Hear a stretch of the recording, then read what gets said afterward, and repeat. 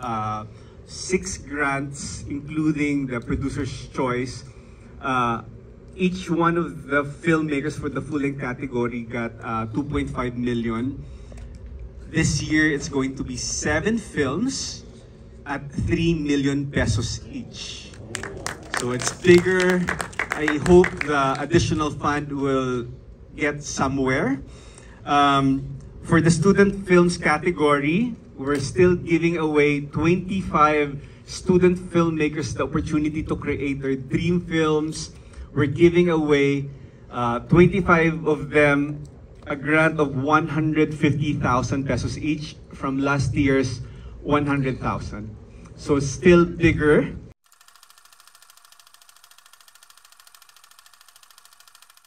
Actually, just a little bit of trivia. Initially, I was actually asked kung pwedeng 50 yung student filmmakers. I really just had to say no because that's a little bit big. Pero ganun ka-committed ang Pure Gold in pushing for the student filmmakers. Gusto talaga nilang the best of the best, or even yung ibang filmmakers, mas marami ang makasali sa festival. But syempre, we wanted to make sure na everything is visible, so we're keeping it at 25 for the meantime. In terms of festival theme, we're still continuing our theme, mga kwentong panalo ng buhay. So alam naman natin na Pure Gold, compared to other festivals, ito lang yung kaisa-isang inspirational films ang focus.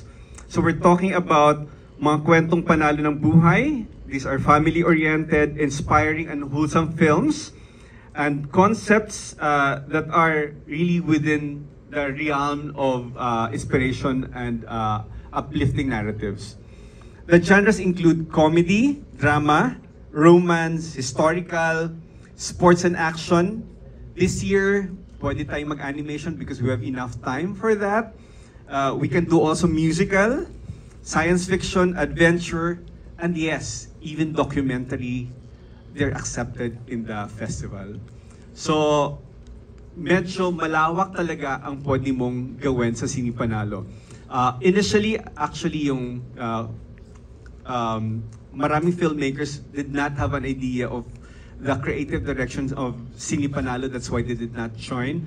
After seeing the results of the first run, they thought, ay, pwede pala. Like, last year, we had a lot of LGBT-themed narratives in the student category.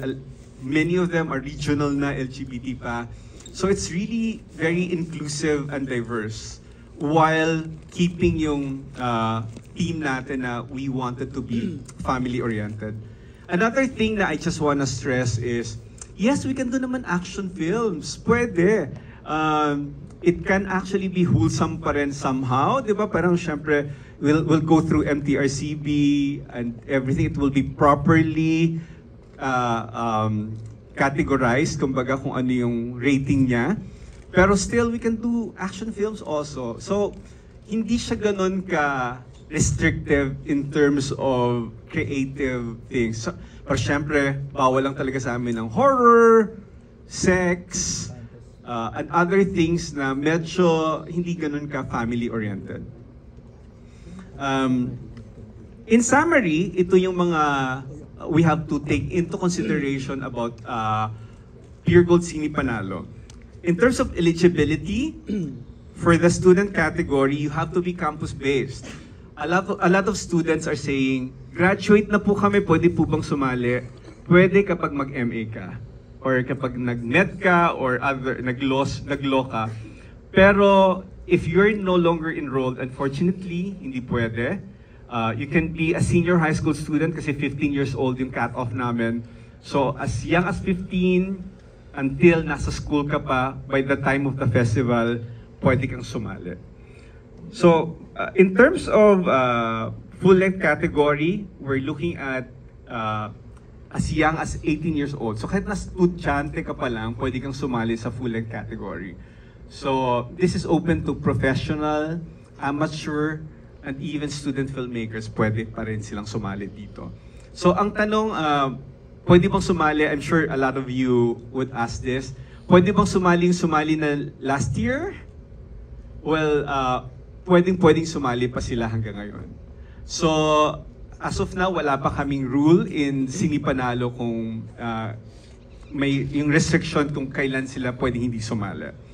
In terms of grant, as I said, 150,000 for students at 25 grants, and 3 million for the amateur and professional filmmakers.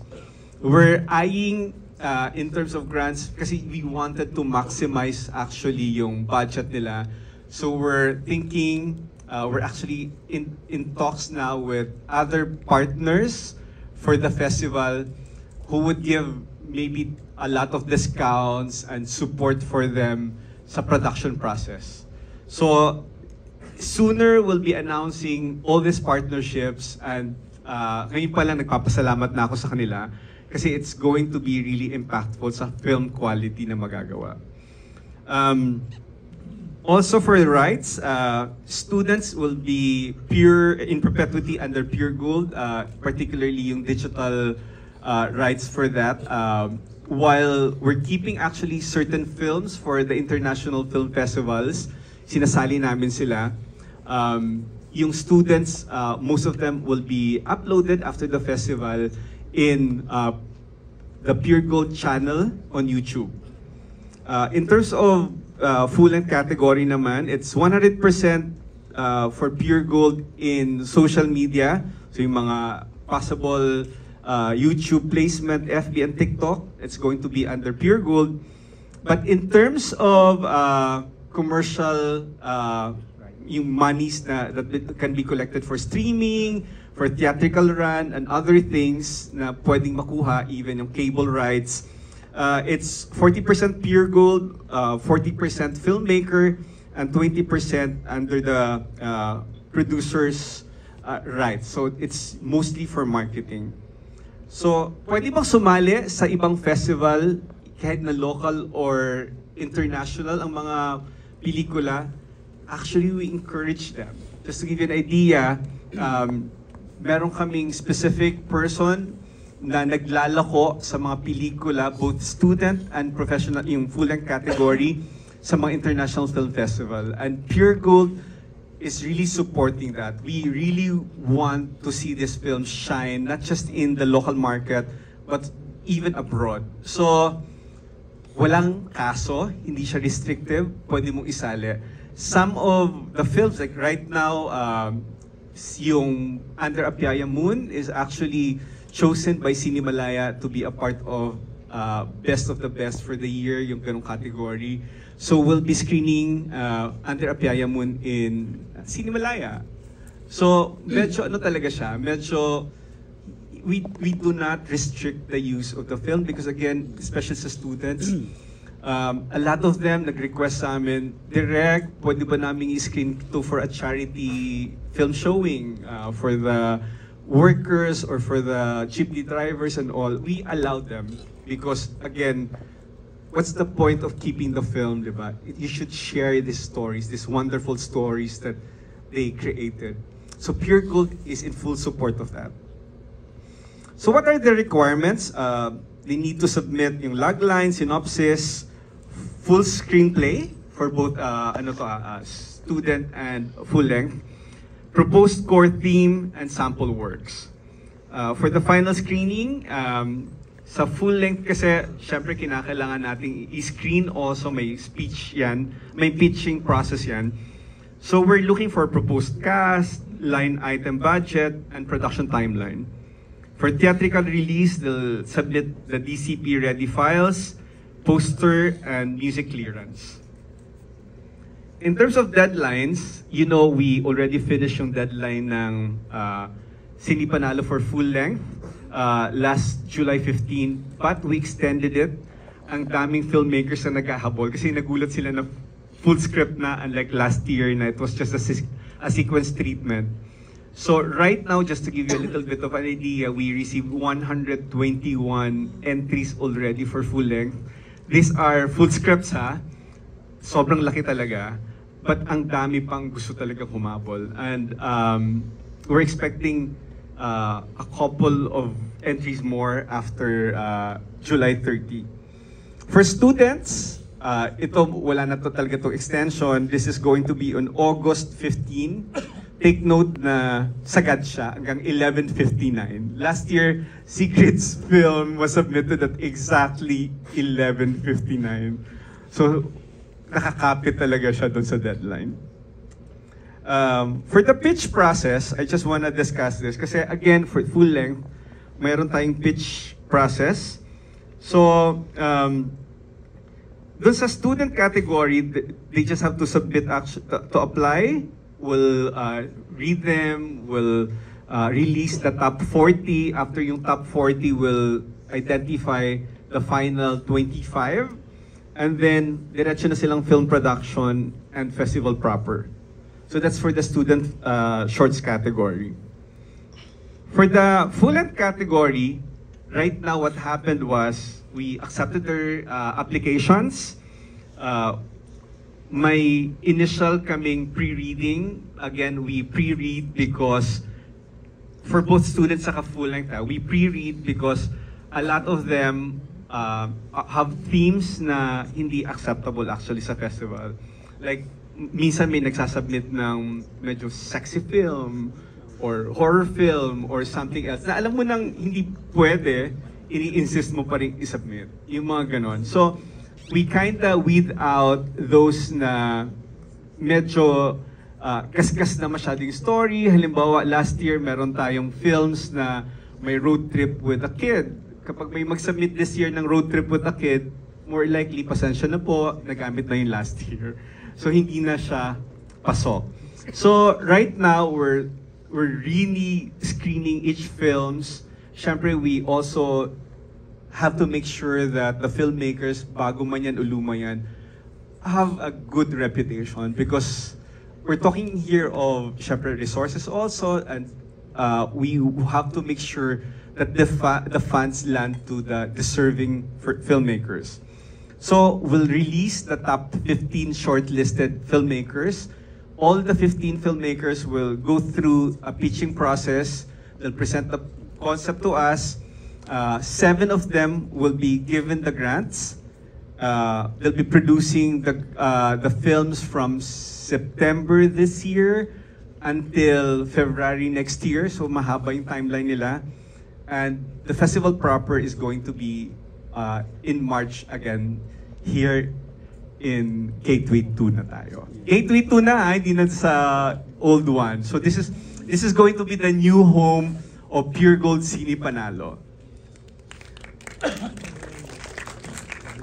Thank you so much talaga. This is, you know, our partnership has been very fruitful. Sobrang, from 3 days, naging 5 days, naging 2 weeks.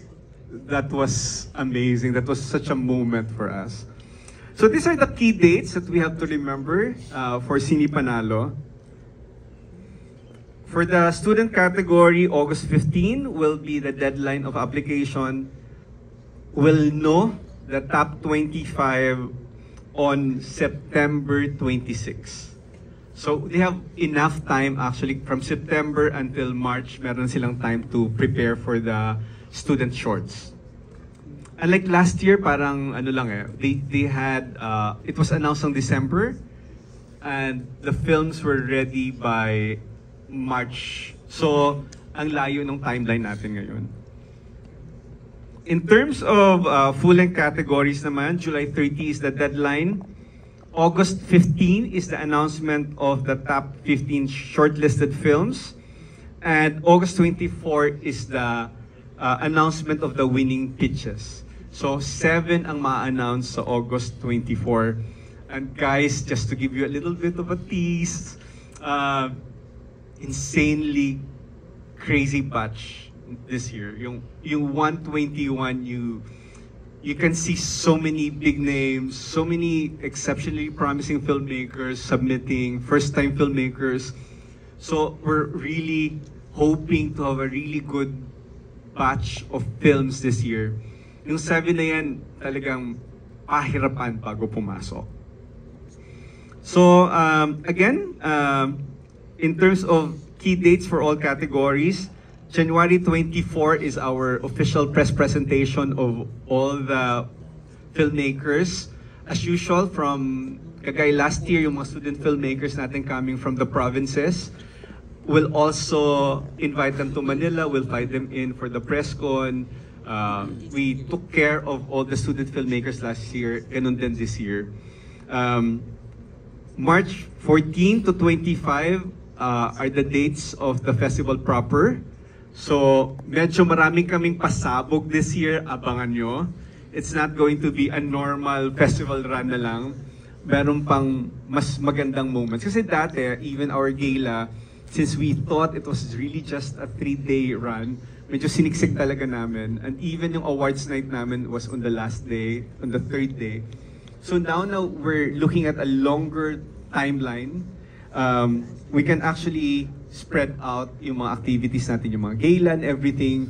So mas may time na talaga yung mga filmmakers to invite. They would have moments talaga that they can create for the films.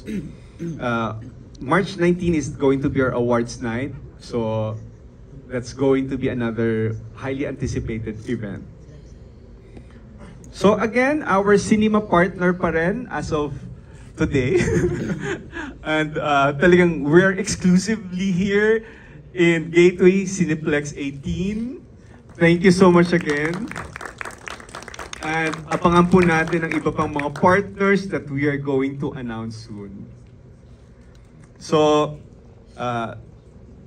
last but not the least, after Sini Panalo ended, yung life actually ng mga films, they're just starting elsewhere. Like for instance, just to give you an idea, Under a Piaya Moon, our Best Picture, was such a hit in Bacolod. It ran for over 6 weeks in Bacolod. Regular screening siya there. Even Monday afternoons punong-puno, hindi yung mga senior ha, yung talagang totoong buyers. And according to our cinema partner in Bacolod, the box office performance is comparable to Rewind last December in Bacolod. So over the weekend also we had a screening in another theater here in Manila. It's another upscale market, and until now it was supposedly a one-day screening. Until now they're still screening it because there's so much demand for the film.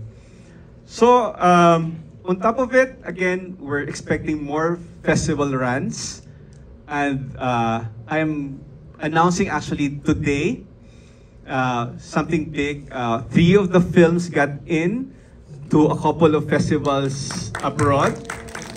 So ito yon. So first and foremost, we have A Love Story of Carlo Obispo. Is Carlo around? Carlo, come here! Congratulations! So Carlos, A Love Story got in sa Jagran Film Festival. Please come here. And congratulations, it's in competition. Jagran is actually a big festival in India.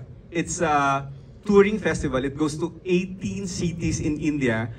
And according to our sources, it's sobrang well attended. Like, ang dami talagang nanunood. So I think, Direk, what can you say? Excited ako. Ilan tayo magpa-fly? For sure, napupunta ng India si Direk Carlo, courtesy of Pure Gold. Sasama ba ako? So yun. So we're sending Direk Carlo to India for the festival. Also, for the Children's Showcase non-competitive section, we have Road to Happy. It's represented by the lead actor, a nominee also for Best Actor, and also the executive producer of the film. We have VJ Mendoza here, representing Road to Happy. VJ, what can you say? Let's go to India. So, sobrang Miss Ivy, so super thank you, Pure Gold Fam. Direk, Chris, God, grabe. Nanginig ako. First time ko kasi, so, ayun. Wala akong masabi. Actually, ang tagal ko na pong alam. Tapos pagdating ko dito, ang dami ko pang ni-rehearse. Sabi ko, pagdating dito, wala na akong masabi. Sobrang happy and excited. Yeah. Let's go. Thank you so much. Maybe calling Miss Ivy para for a photo op lang with our... and then, sorry, last one. One Day League, sorry, wala ngayon si Eugene. He is in Japan, but he's super happy to find out na nasa Exposures Montreal Trans Film Festival yung One Day League also. It's going to be in September as well. Miss Ivy, if we can have you.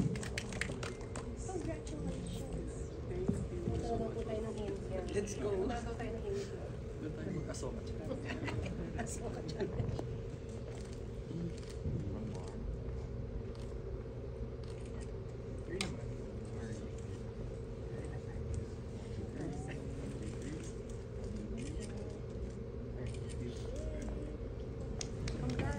So I think that's it. Thank you so much. We're very proud for being your exclusive partner to this milestone and momentous events. And not to forget the very successful Thanksgiving concert nasa atin ang panalo recently held in one of our entertainment venues, no less than the Smart Araneta Coliseum. Congratulations to Pure Gold, who has really dominated the retail payments.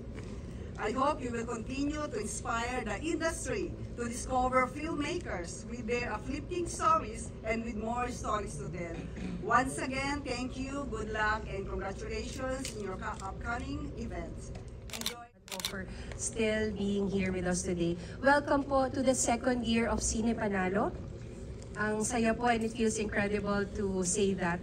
It's hard to believe that almost a year has gone by only, and since our debut, no?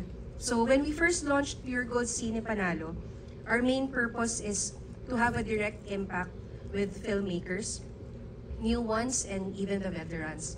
We envisioned Pure Gold Cine Panalo to champion Filipino stories, advocate for student filmmakers by providing them with a platform for their feature films, and elevate the local film scene as a whole. We saw the birth of promising talents, a mix of good and not so good reviews, and yet all anchored to inspiring stories that came to life on the big screen, all made possible by Pure Gold Cine Panalo. It's been truly heartwarming to witness the onset and the noise made by the festival. It's almost like watching our very own Kwentong Panalo, no, unfold before our very eyes. So this year, we're expanding our grants and opportunities so we can open doors for more aspiring filmmakers, more thought-provoking genres, and more riveting portrayals of mga kwentong panalo ng buhay. To our friends at MTRCB, Mowal Fund, Optima Digital, CMB Films, Araneta City, and Gateway Cinemas, I would like to express our deepest gratitude, siguro for the Araneta City and Gateway, no, from our just concluded concert, now with Cine Panalo. So I would like to express our deepest gratitude. Your endless support has made this second year of Pure Gold Cine Panalo possible. To our first batch of filmmakers, some of them are here, I want to say thank you. You guys have set the bar so high, and we are deeply honored to have played a small part in sharing your stories. To our core team, Insight 360, led by Direk Chris Kahilig, Pure Gold Marketing Team, and Creatives Agency, Republic Creative, thank you for sharing the vision. Thank you for helping it be real for students and full-fledged directors. And to our audience, mga ka-Pure Gold film buffs and enthusiasts, we thank you for your continued support. You are the heart of Pure Gold Cine Panalo, and you inspire us to make sure that a new breed of Filipino stories and films continue to thrive. Together, let's make Pure Gold Cine Panalo more exciting and memorable this year. Maraming salamat, mabuhay at always panalo ang pelikulang Pilipino. Maraming salamat.